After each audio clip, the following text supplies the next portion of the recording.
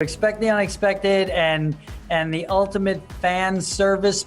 Sam's dad, what's his name? Oh yeah, Daniel LaRusso kicks the door in and cracks his nose. Will we see some kind of meeting somewhere in the middle and becoming BFFs? No. And I hit him in the face hard. The second after I slap him, I think my face went like this. Yes, I meant to do that. I'm Rosie Cordero, and welcome to Entertainment Weekly's Around the Table. Today, with the cast of Cobra Kai, I'm joined by Ralph Macchio, William Zabka, Xolo Maridueña, Jacob Bertrand, Mary Mosser, Courtney Henggeler, and Peyton List. Hi, guys! Hey, What's up? How you doing? I thought I was doing the right thing, but I failed you.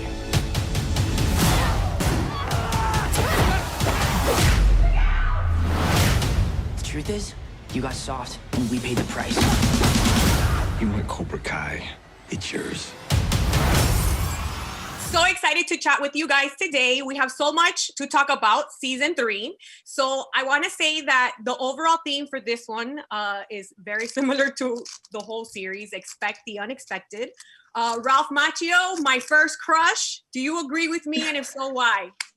Do I agree with you about what? Me being your first crush? No, about the expect the unexpected. I agree with you. Expect the unexpected and the ultimate fan service, but you get to places not the way you think you do. So I guess that leans into that point that you make. Billy, my other first Second crush. My other first crush, because I could never decide. We spent a lot of time up in Johnny's feelings this season. What can you tease about what he has going on? Yeah, we spent a lot of time in his feelings. That's a really well put. Yeah, what's going on? Well, the end of season 2 is a train wreck for all of us, and there's a lot of wounds that need healing. And we start season 3 with Johnny licking his wounds and feeling responsible for all of this. And his son is off somewhere, and his top student is in the hospital, and he lost the love of his life, and his dojo's been stolen. And he wishes he never started the whole thing. So he feels responsible, but he's also got some righteous anger at his old sensei Crease, who stole his dojo out and has kind of kidnapped and hijacked his dojo and his kids. And so he's got that engine going inside of him. So he's got some work to do. He's not really technically allowed to see Miguel because of Carmen's wishes, but he's going to find a way to get to him. Their bond is tight. And of course we have Daniel and Johnny have something in common right now, and that's Robbie. You know, Daniel's concerned, Johnny's concerned. They have to team up and go out and try to find him and help him if they can. But Johnny and Daniel are still, you know, they're not simpatico, so to speak, yet, and they have different styles, which is a lot of fun and comedy, and it's quite a journey, and definitely an emotional journey and a fun ride for all of us in the cast and all the directions that we take and all the storylines that are being woven into this incredible crescendo at the end of season 3. The whole reason these kids got into trouble was because of us. We can't let them suffer because of our issues. The only way to end this is by working together. So, what do you say? Xolo, the question of the season. How is Miguel doing? What can you tease? You know, I think first and foremost, if Miguel gets out of this coma, there's going to be a lot of questions he's going to have. You know, first and foremost, I think the thing that means most to him at that point is you know, his sensei. I think he instilled a lot of trust into Johnny, and you know, there might be a little bit of resentment there, being that Johnny is his ride or die, and he took his advice and it blew up in his face. So I think going into season 3, there's a lot of work that needs to be done for Miguel personally before he can even reconcile with Johnny again. I think his mom is definitely going to have a lot to say in terms of that. But you know, I as a fan of the show and as a fan of you know, Miguel and Johnny as a team, I hope they can push through it, but I think there's a lot of work that needs to be done before. I'm always going to be right here next to you, because I'll always be your teacher.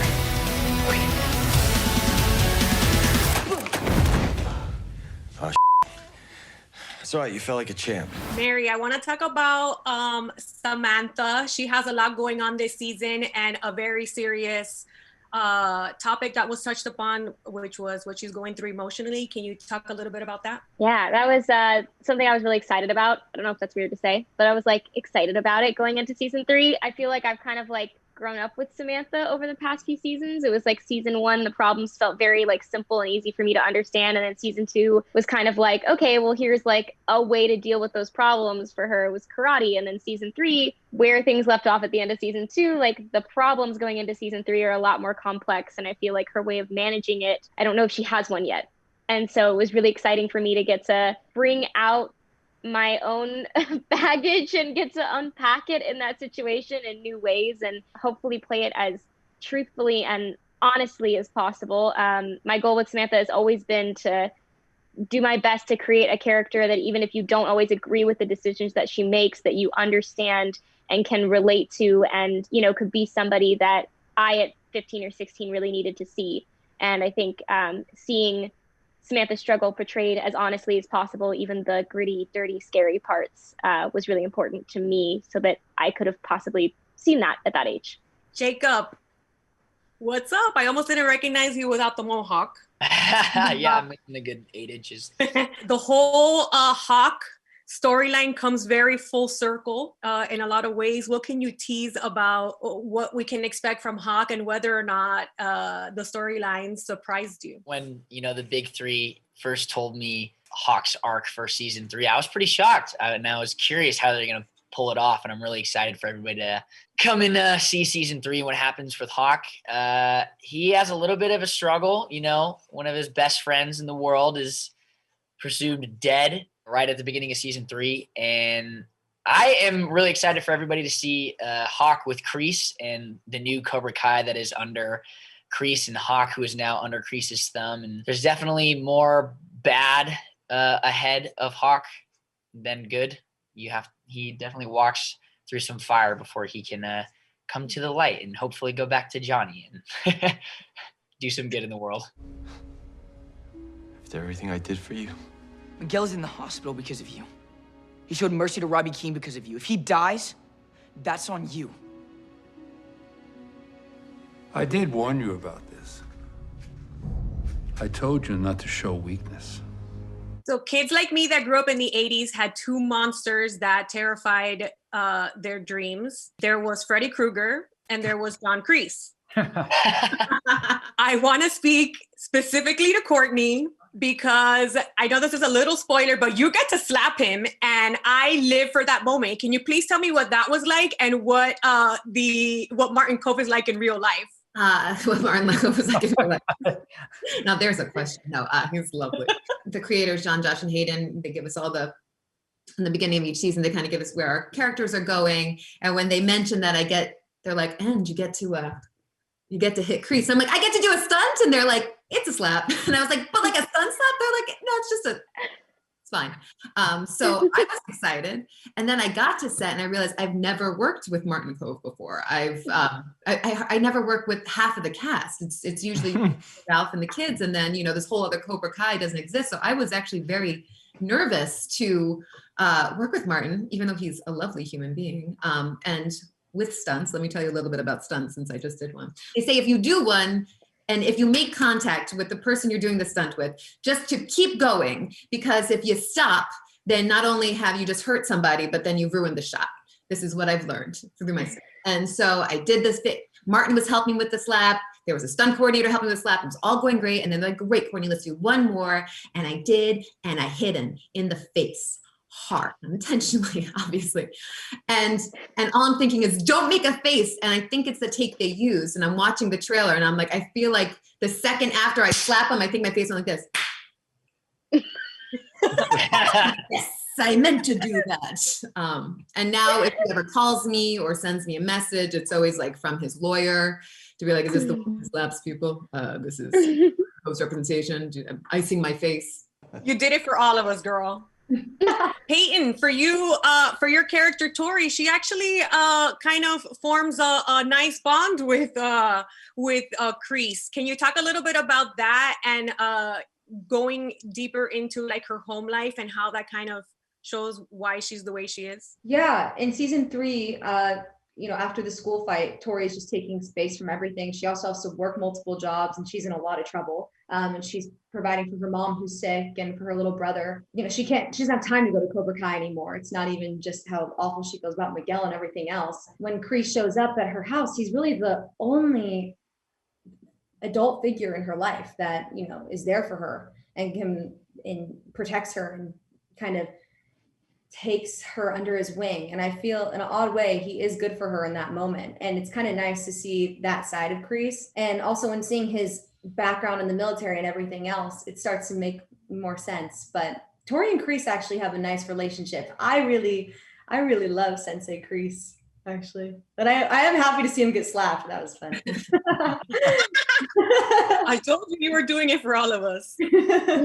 Billy, I want to talk a little bit about Johnny's relationship with Miguel and with Robbie, and how he's kind of like pulled here and pulled there. He's really trying to do everything for everybody, and you really can't just do everything for everybody. Can you kind of dive into that a little bit? Sure. He's failed with Robbie, as was seen in season 2 when they're talking about where Robbie was born and that he missed his birth. And there's a lot of guilt there on Johnny's end as far as being a father present. Miguel gives him a chance. Miguel has a response to Johnny that has none of that history. So the timing for Miguel and Johnny to come into each other alive at that moment at the apartment and in the parking lot when they have that fight, starts all of this.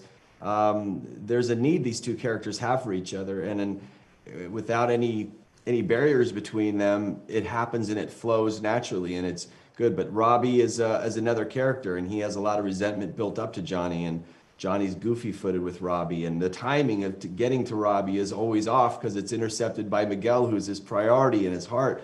He has 2 sons in his heart, really, and he wishes that things would work with Robbie, but there's just so much to untangle with him, and that's a two-way street. Robbie needs to participate in that, and Robbie's mom, and it's just there. So Johnny gets the father that's in Johnny, that he didn't have a good dad. He had a terrible stepdad, but he had a good mom, and he's trying to find the best in him. And as much as he's trying to help Miguel, the beauty of that relationship is that Miguel helps Johnny, and it's like, when you have a real kid, they fill you up and reflect the good back to you. And that's just a fun thing to play in all the different levels, and some of the comedy of that, and some of the badassery fighting in that, and just the human emotion in that.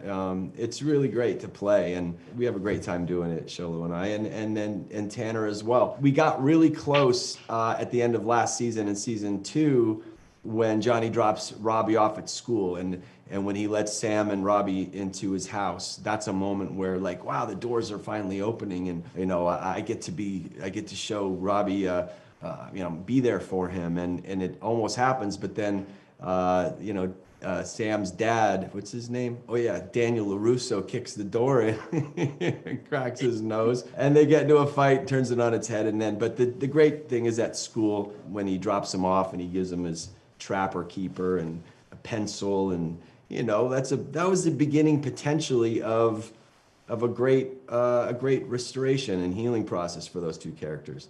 But then what happens? They get into school, and big school fight, and here we are. So it's a journey, It's all in the writing, and it's all in the actors. It's so incredible how everybody's personified these characters. It doesn't feel like anybody's acting. We're just living these roles, and it's so effortlessly written, and the chemistry is so great with all of us that it's amazing. It's fun to watch, and from the first table read to now season 3 and beyond, it's thrilling and so fulfilling as an artist. Speaking of that big fight, the season 2 finale, that was like a massive, crazy fight, which obviously led to Miguel being in the hospital. Xolo, what can you talk about?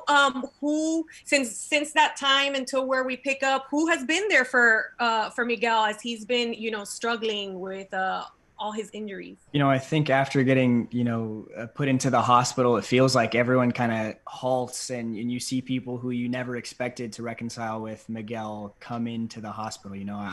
I think, without spoiling too much, I think having an event like that is pretty traumatic, and especially, I guess, in this universe where karate is the most important thing in the Valley, you know what I'm saying? An event like this really does kind of change the pace, and I think hopefully for the good. Hopefully it's a moment in time that kind of, we see this is just what I hope to be the beginning of the domino, and Miguel falling off the ledge isn't the end all be all of karate in the Valley, or maybe just a little speed bump along the way. It's unfortunate that it had to be at the hands of my spine, but I don't think it's anything that Miguel can't get past. I might never be able to. Never, can't. Those are just words, they're meaningless. You're not a kid anymore. The world isn't just gonna hand it to you. You want something, you're gonna have to crawl across the floor. Use your damn teeth if you have to. Mary, Samantha's love life is thriving and I'm jealous. What can you tease about what we can expect? It's thriving.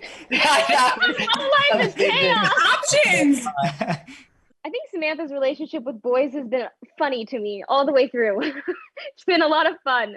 I really feel like for season 1, Samantha, boys was a whole new idea, and that was fun in and of itself. Specifically with Miguel, when she finally kind of connected with him, it was at a point in her life where she was looking for somewhere to belong.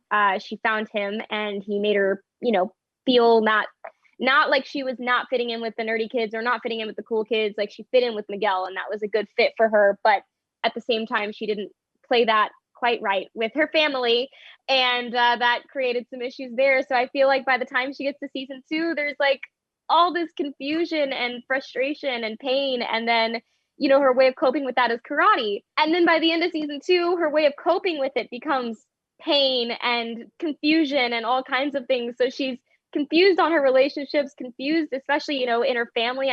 There's a lot of guilt and embarrassment for how far the end of season 2 went. So I think for Samantha to even consider love, it first takes a lot of healing. And that's, Samantha's number 1 priority, even though she doesn't necessarily want to do the healing yet. The healing has to be done. And from there, I think, it'll be whose hand she reaches for to help guide her through it. And she might not make the right decision, but got to make some decisions. I saw what you did at the party. You kissed Miguel.